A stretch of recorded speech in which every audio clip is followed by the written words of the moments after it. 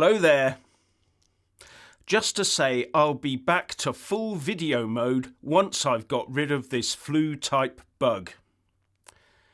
Well, the EU Parliament has today voted through its preferred vision of any future trading relationship between the UK and the EU. And you do have to ask, what have they been smoking over there?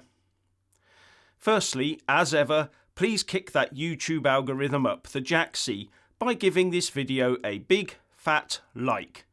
And I do generally, health allowing, upload new videos every day, so please check back regularly. Now, by a vote of 542 votes to just 39 with 69 abstentions, EU MEPs have voted through a text which forms that institution's initial input into the upcoming Brexit implementation period negotiations. And here's what they say. Parliament wants the association agreement with the UK to be as deep as possible, based on three main pillars: an economic partnership, a foreign affairs partnership, and specific sectoral issues.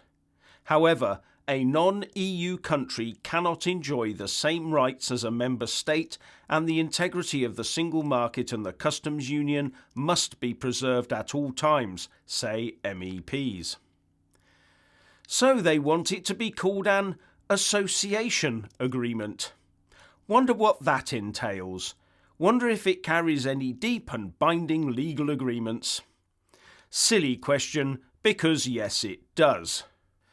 What the EU Parliament wants is for Brussels to maintain as much control over the UK as it can, given the size of the competition to it that the UK represents. And they put it like this. Given the size of the UK's economy and its proximity, future competition with the EU must be kept open and fair through a level playing field, which means guarantees for equal rights on, among other things, social, environmental, tax, state aid, consumer protection and climate matters. And to do that, the UK should, say MEPs, pledge to update its rules on, for instance, competition, labour standards and environmental protection, in order to ensure dynamic alignment of UK-EU laws.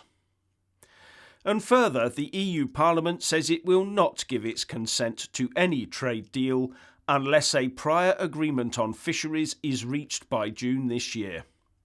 And it also says that the text also contains chapters on citizens' rights and mobility of persons, data protection, the future of financial services, the situation on the island of Ireland, the role of the European Court of Justice in settling disputes, EU programmes and agencies, foreign policy and security matters, as well as other European Parliament priorities.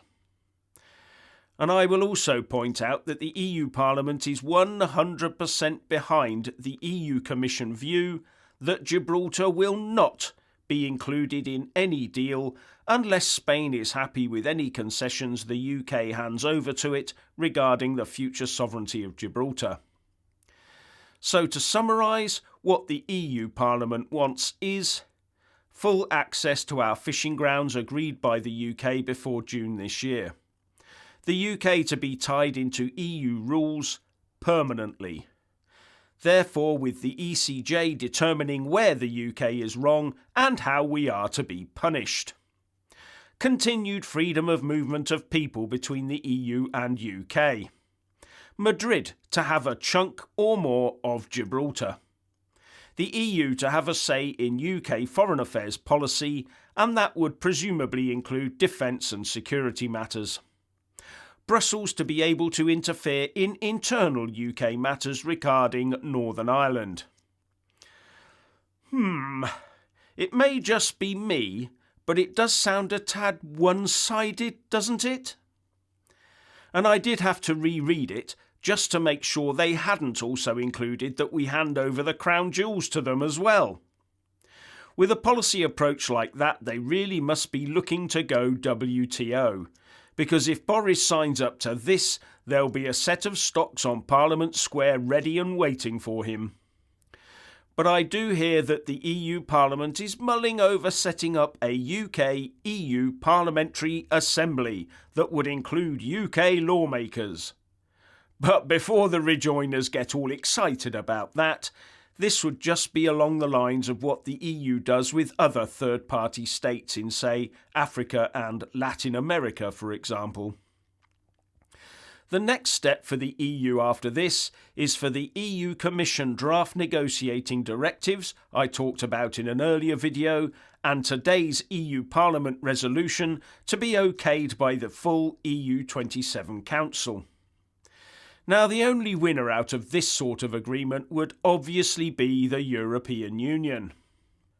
They would get continued unfettered access into the UK internal market and able to make any rules up as they go along that would prevent the UK ever being a competitor to them.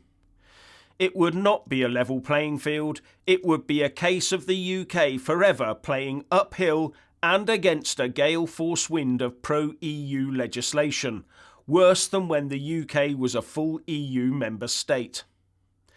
Further, let's take a look at UK exports to both the EU and to the rest of the world over the last couple of decades, shall we?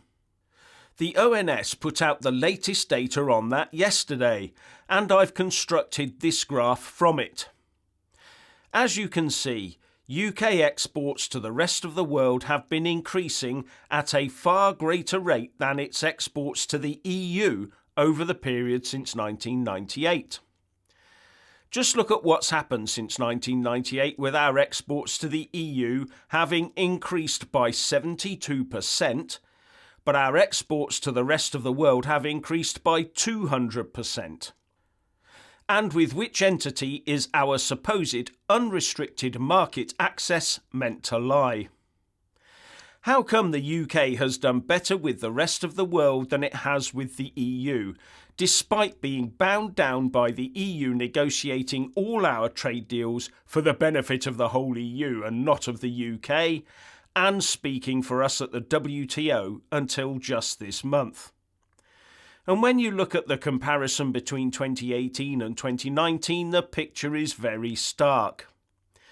UK exports to the EU fell by 1%, but we exported 13.6% more to the rest of the world.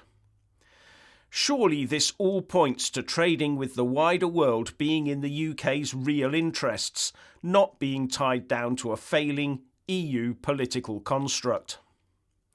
But there is more to this story. Over the last couple of decades, UK imports from the EU and the rest of the world seem to mirror each other.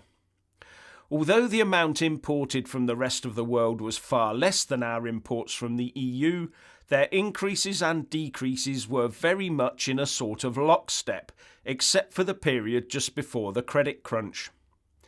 But between 2018 and 2019, UK imports from the EU dropped marginally, while those from the rest of the world increased by 5.9%. That says to me that the EU is not benefiting as much from selling into the UK as maybe it would like to do. So our imports and exports to and from the EU are flatlining or dropping, but our trade with the rest of the world is increasing. Yes, maybe you can read anything into these figures that you want to, but to me they are indications of a UK coiled spring ready to burst out into the world. And in this context, as far as I'm concerned, all those EU Parliament demands that I outlined earlier are nothing more than their 2020 Christmas wish list for Santa. Now remember that one of the demands they put forward is that the resolution also makes clear that to gain Parliament's consent, any EU-UK free trade deal must be conditional on a prior agreement on fisheries by June 2020. So, no fisheries deal, no trade deal then. But what I want to see is a UK-controlled system for fisheries where licences for quotas are given out to UK fishing vessels, with any left over going to foreign-operated vessels, all decided on an annual basis. So that, as our fishing industry recovers and grows, it automatically takes more of the total available quota every year.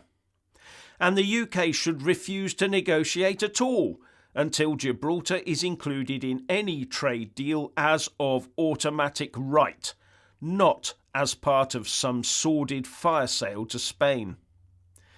And as it was the EU Commission President Ursula von der Leyen who recently threw down the negotiating gauntlet by saying that the EU would be fine to trade with the UK on WTO terms, then why are we bothering listening to all these ludicrous claims anyway? So, if you want to hear more from me, please don't forget to subscribe and also press that little bell, or you won't get any notifications.